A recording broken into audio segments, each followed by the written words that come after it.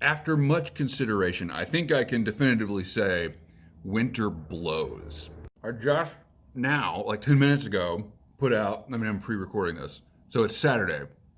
I hope that doesn't kill the verisimilitude of my entire channel, but this is the Sunday antisocial hour, pre recorded on Saturday. This is the time each week when I smoke my pipe and complain about humanity while answering all of its questions. And if you are a piece of humanity with a question for me, leave it in the comments down below with the hashtag AskMax. I will answer any question and give you the authoritative answer on it. So, what was I just talking about? I can't remember. I just released a video of me getting chilled out in the woods and deciding that I never want to go outside ever again. And and then I went outside yesterday. The problem is it's not that like when I'm outside I'm cold. Yeah, okay, I can handle that. I don't seem to ever warm up again. Like I'm just uncomfortably cold all winter long, and I don't know why that is. Maybe it's because I don't have any hair. Well, the inauguration went off without a hitch, totally peaceful, just like I said it would be. And let's see what else happened this week. I watched Martin's Let Her Rip Friday again. I'm really gonna have to step up my game, especially because now he's calling me out for calling him out. That's the problem. You know, when you have enough clout that the person you're calling out actually cares, you really got to step it up. I mean, Martin's from Georgia, y'all. Like, he can't even read. He's got all this stuff, like these codes in his live feed thing.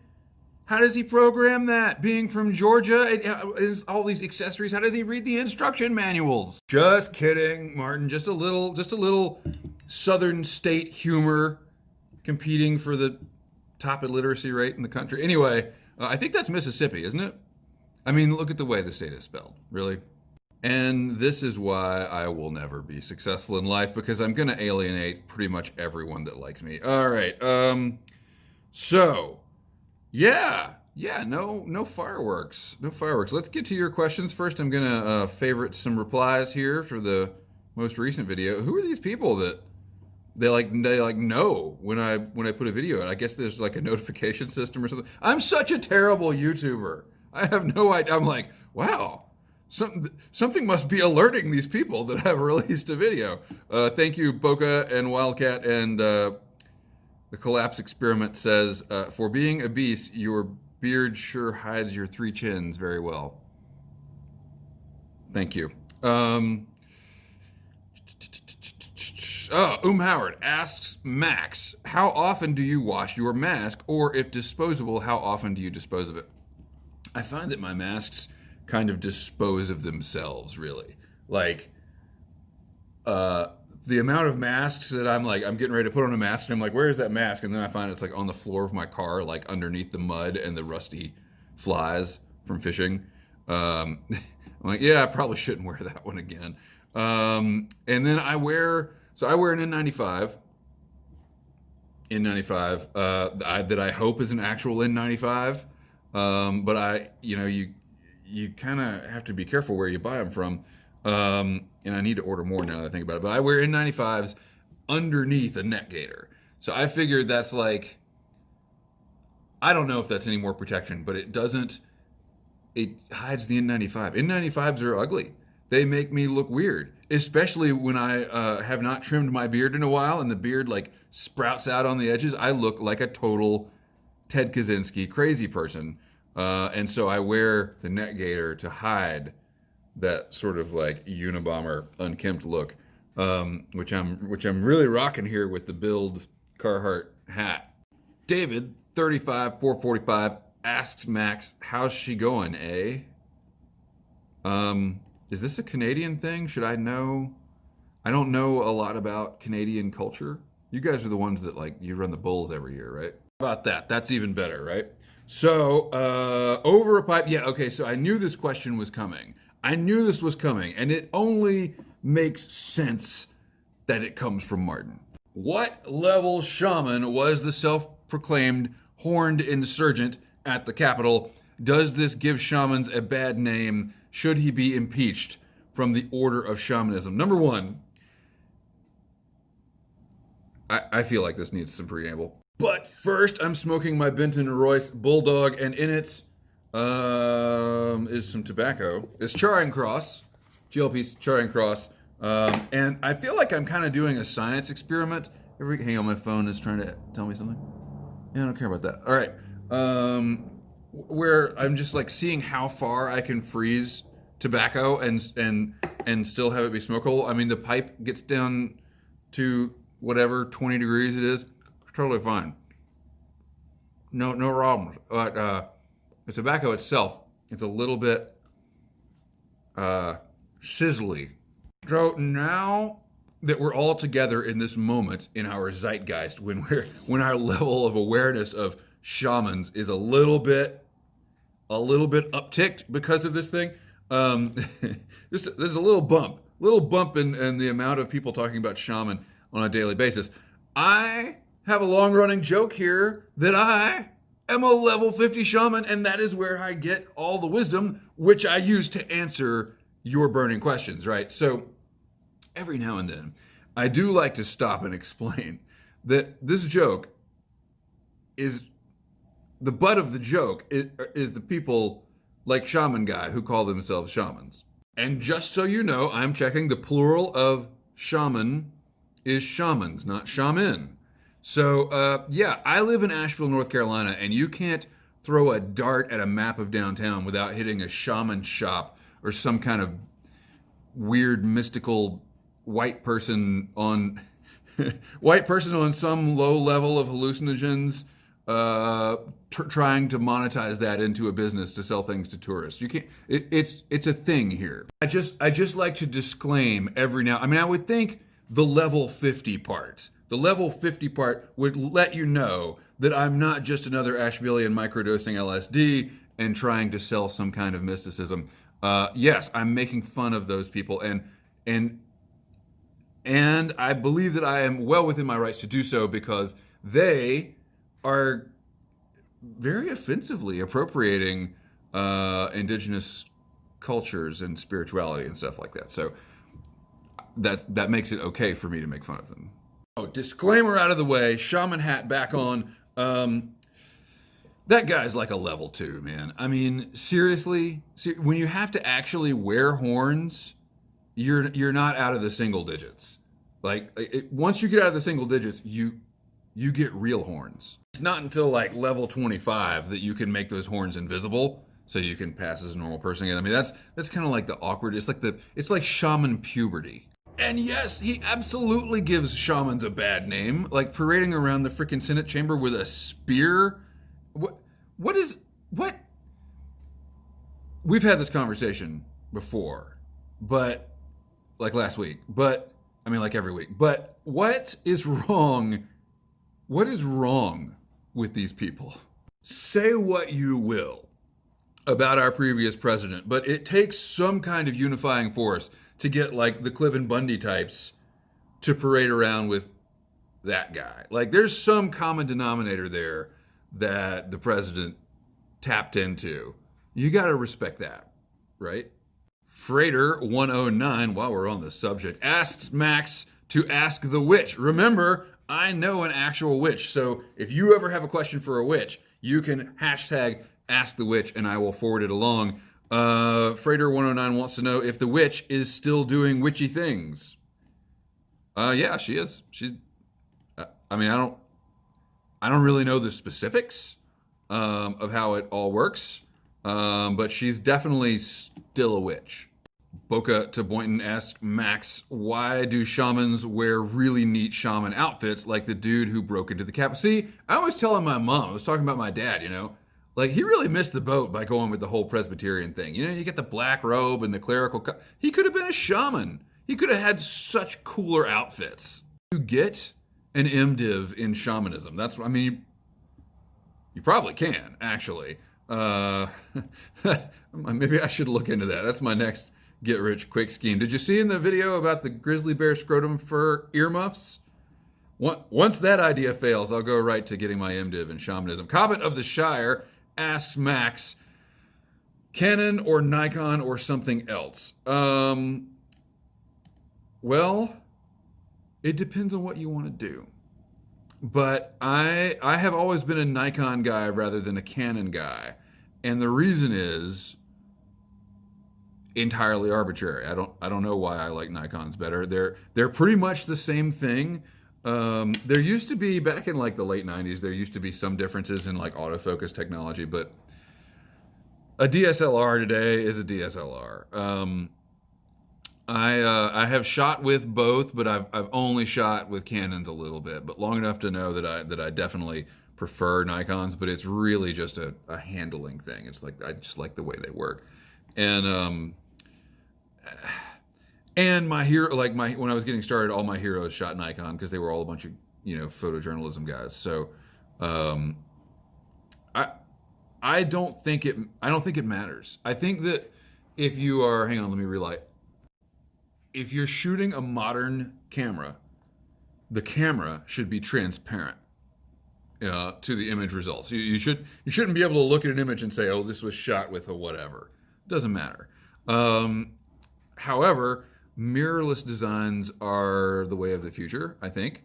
And both Canon and Nikon are offering mirrorless designs now, but I still think Sony has the edge. And to some extent, well, I don't know about the edge. Fujifilm has a good mirrorless line, but I don't think it has the aspirations that Sony does. And so I feel like Sony is still where that market lies. Now, I shoot Sony cameras, but I still use Nikon lenses. But I'm using old school manual focus lenses. So basically, I went and bought like state-of-the-art mirrorless cameras and then a $10 adapter so I could use all the lenses that I wanted when I was in college, and was like, man, I really want this old school manual focus 85-1.8, whatever, that was made when LBJ was president. Well, I can just adapt that to a mirrorless body. So it's best of both worlds for me.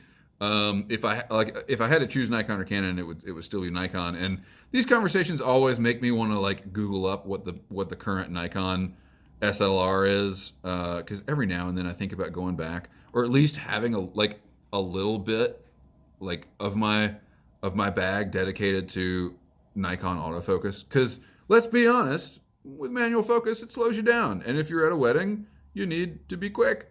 So it would be good to have. I'm probably never going to shoot a wedding again. That's not true for any of my wedding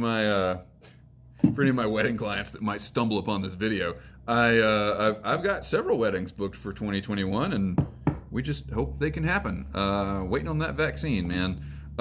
So Howard comments on, love the smell of paintball in the morning. I agree. The morning is the best time to play paintball. Alex Bush asked Max, what's the most perfect series of films, and why is it the extended edition of The Lord of the Rings? I agree with you that the extended edition... Well, no, I agree with you that The Lord of the Rings, the trilogy, is probably the most perfect series of films. However, I'm not so sure about the extended edition. There were like some of those scenes with the Ents where they're just walking around, like, and Merry and Pippin are like riding on the Ents' shoulders, and it's just like plotting, talking real slow. That needed to be cut. There's a reason that did not make it into the theatrical version. However, having said that, yeah, the theatrical trilogy cannot be beat, even by my favorite. So objectively, Lord of the Rings is the best. My favorite, though, is the Indiana Jones movies, the three of them, because there never was a fourth. We don't talk about the fourth. Alex Molitor asked Max, how about playing your guitar in a trout stream while smoking your pipe and taking selfies on a timer? Yeah, to synthesize all of my interests at once. How could I be playing Minecraft at the same time? That's the other thing. I've been playing a lot lately. I've been playing hard. I every now and then I get the urge to make videos, Minecraft videos. But it just takes so much time that I don't have. I barely have time to do these videos. So yeah, maybe I should just, it would hurt to let go of a hobby. Like what if you had to let go? This is a question for y'all. If you had to let go of one of your hobbies, what would it be and why? Timber Drifter on the last video says, "Not bad, Max. You held it together in this one." Ask Max, so what happened? Did it all end? Did things go terribly sideways concerning the events between the last video and this one? No, I mean, everything went a lot better than I expected. I watched a little bit of the inauguration. I wanted my kid to see what a presidential inauguration was, so we sat down at 11:45, and Harris had already been sworn in. They did the swearing and affirming early. Biden was sworn in by 11:50. So we watched that, and we watched a little bit of Biden's speech, and we watched Garth Brooks, and what an opportunity to sing Friends in Low Places. You know, like, you're Garth Brooks, and they bring you up there like to sing Amazing Grace. Like, what if he just did it, right? What if he just, anyway? I mean, you got to think. I mean, he was at another inauguration, I think, and how many more chances is he going to get? He's got to do it. The Collapse Experiment asks Max, will Kamala Harris, is it Kamala or Kamala? I'm so sorry to be a white guy on the internet asking that question. Will Harris use a MyPillow to smother Biden in his sleep? I mean, that would be a pretty good way to frame the previous administration. You know, and just leave it there, like with the tag still on, the MyPillow tag. Yeah. Okay. I'm pretty. I don't like. Have never liked the president, and he would not be my first choice. However, I, jaded as I am, must admit that when you get through a whole speech without insulting anyone or talking about carnage or how great you are, I almost got this feeling of like nostalgia from the past of like, oh man, like, we know the president is full of shit. Like, that's a given, but at least he's trying to lie well, because that matters, like he's coming out and saying, we're going to take on this virus. Wonderful. Like, yeah, we're not, we're obviously not. And he's since said, there's nothing we can do to change the trajectory in the next few months. And that's true. But at least he's saying it. I never would have said, like, before, I never would have been like, there's an actual difference. But I think there is. I think the difference is like leadership. Like, he's saying the right things, and then on the back end, he's probably not going to do them. But whatever. The Collapse Experiment says the Sunday antisocial is like being handed a beer at a party, only to find out later that it was alcohol free. You're seeing the same crap as everyone else, but you're not having any fun. Ask Max, bring back the battle rattle. No, I'm not going to do it. Everybody's been asking me about this, and I am steadfastly against New Year's resolutions, basically for the rest of my life. So the battle rattle was like, me and Typing Piper were, I guess it was 2018 or something, where we were like, yeah, we're gonna get in shape and be ready to run and fight and hide and survive and all that. And we didn't do it, so so I'm not gonna do that again. I'm not gonna fail again. I am still working on my health, which kind of sucks right now. My health is pretty bad. But, and I don't mean like that I have cancer or anything. I just mean that, like, I'm stuck in my house and I never get any exercise and yada, yada, yada. But I am working on that. And I guess I just don't feel the need to make a system or a project out of it. I'm a guy that makes too many projects, too many rules. That was one of the reasons for letting go of Gribley's Folly. It was like, this conceit that I've built around this idea, I can let that go. I can just shoot photos. I can just make videos. It doesn't need to be part of a project. And so I will say that my the stuff that I was doing as part of Battle Rattle and surrounding it, like one of the things was I meditated 20 minutes a day, no matter what, for 2 years straight. And I don't do that anymore. I mean, it was good. I learned a lot, but man, it's so nice not to have something that I have to do every day just because I've like made a rule that I have to do it. There's so many things that I already just have to do every day. I don't know. Maybe this is me lacking discipline or something, but I'm just let's get the pandemic behind us, y'all. Let's focus on staying alive for the next 2 or 3 years. And that's why I'm softening my stance on the president.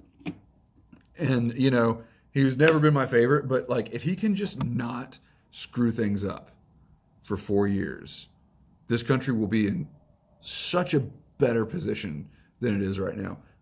400,000 people dead.